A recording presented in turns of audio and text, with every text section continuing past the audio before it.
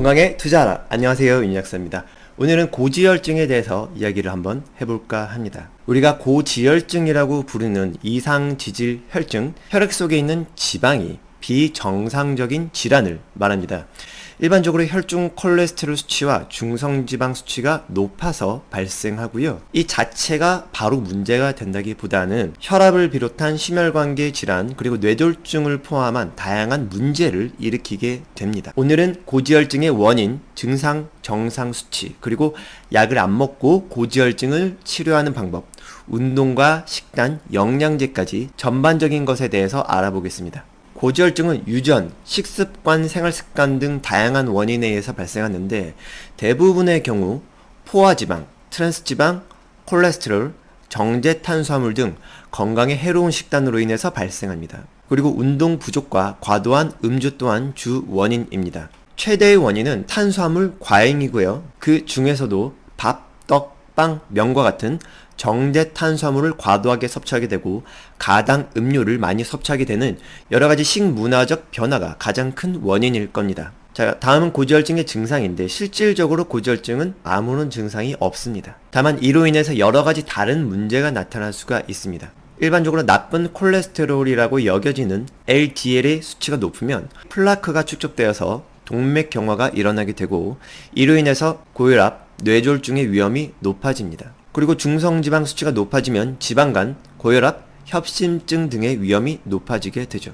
자, 그렇다면 고지혈증의 정상 수치 범위는 어떻게 되고 진단은 어떻게 하는 것인가? 정상 범위는 다음과 같습니다. 총 콜레스테롤 200 미만, 중성지방, 트리글리세라이드 수치죠. 150 미만이고 LDL 콜레스테롤 100 미만, HDL 콜레스테롤 60 이상. 일반적으로 여성분들 같은 경우에는 특히 갱년기를 겪고 계신 여성분들 같은 경우에는 에스트로겐 수치가 떨어짐에 따라서 콜레스테롤의 배출이 어렵고 몸에서 과하게 합성하는 경향이 있기 때문에 중년 여성분들은 총 콜레스테롤과 LDL 콜레스테롤이 올라가는 경우가 많고요.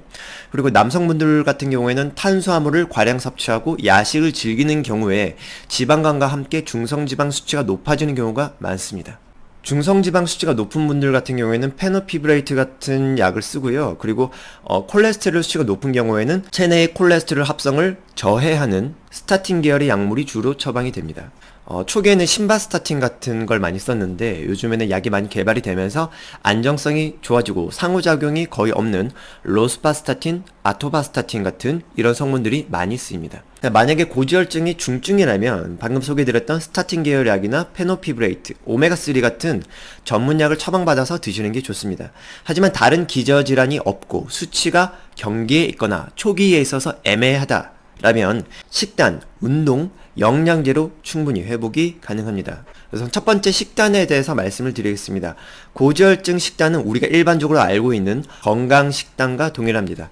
우선 중성지방을 떨어뜨리는 가장 좋은 식단은 탄수화물을 제거한 식단이죠. 과도한 탄수화물은 중성지방으로 전환되어서 우리 몸의 지방으로 저장이 되기 때문에 중성지방 수치를 떨어뜨리기 위해서는 탄수화물을 적극적으로 줄여야 합니다. 이것이 첫 번째 단계고요. 콜레스테롤 수치를 줄이기 위해서도 저탄수화물 식이는 필수적입니다.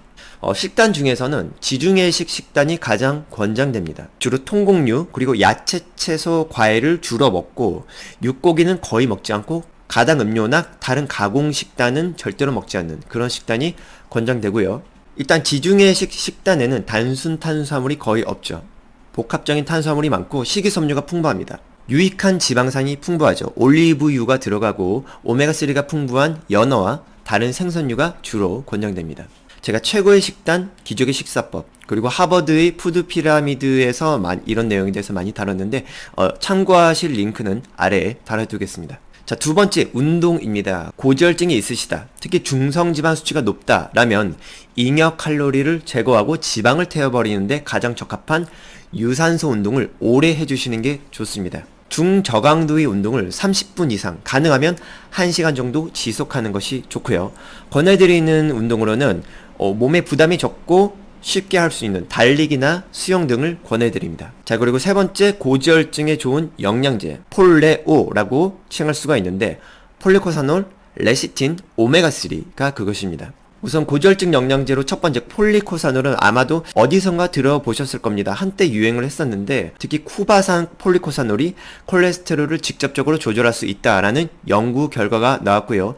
작용 기전이 HMG-CoA 리덕테이즈를 억제하는 전문약인 스타틴계 약물과 동일한 메커니즘을 가진과 동시에 부작용이 전혀 없어서 아주 권해드릴 만한 영양제입니다. 연구에 따르면 폴리코사놀 하루에 5에서 20ml 매일 복용 시 총 콜레스테롤과 LDL이 약 10에서 20% 정도 감소되었다고 합니다. 권해드리는 제품은 폴리코사놀 20mg입니다. 여러가지 연구를 참고해보면 5mg, 10mg보다 확실히 20mg가 효과가 좋고요. 효과가 좋은 반면 부작용은 거의 없기 때문에 처음부터 20mg를 드시길 권합니다. 두 번째는 레시틴입니다. 레시틴은 달걀, 노른자, 콩, 해바라기 씨와 같은 음식에 풍부한 인지질입니다. 인지질이라는 건 인과 지질이 같이 붙어 있는 건데 지방을 유화시킬 수 있는 일종의 비누 역할을 합니다. 그래서 지방이 동맥병에 달라붙는 것을 방지해주고 지방의 배출을 도울 수가 있습니다.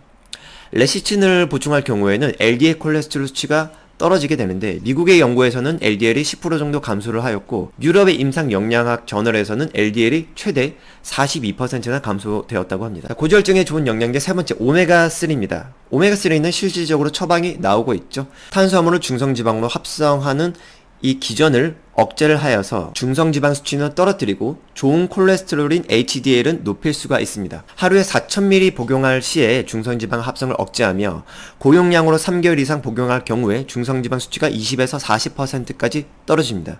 실제로 제가 종합병원 근처에서 근무를 했을 때 중성지방 수치가 300이나 400 정도 되면은 오메가3를 두 알씩 하루 2번 처방을 해주시거든요. 3개월에서 6개월 지났을 때 식단을 잘 지켜주셨을 경우에 절반 이하까지 떨어지는 걸 꽤나 목격을 했습니다. 그리고 저는 주기적으로 건강검진을 받는데 최근에 건강검진 결과 중성지방 수치가 42로 꽤나 낮게 나왔습니다. 식단이 좋은 탓도 있고 오메가3를 하루에 1000에서 2000ml 먹기 때문에 이 영양도 분명히 있을 겁니다. 네, 이렇게 오늘은 고지혈증의 증상, 원인, 수치, 그리고 음식과 운동, 영양제까지 전반적인 내용에 대해서 알아봤습니다. 약을 먹지 않고 고지혈증 치료하기, 경계 수치에 있는 분들은 충분히 가능합니다. 제가 오늘 소개드린 방법을 바탕으로 하여서 고지혈증 이겨내고 건강을 되찾으시기를 바라겠습니다. 네, 그럼 오늘 영상은 여기서 마무리를 하겠습니다. 오늘도 경청해 주셔서 대단히 감사합니다.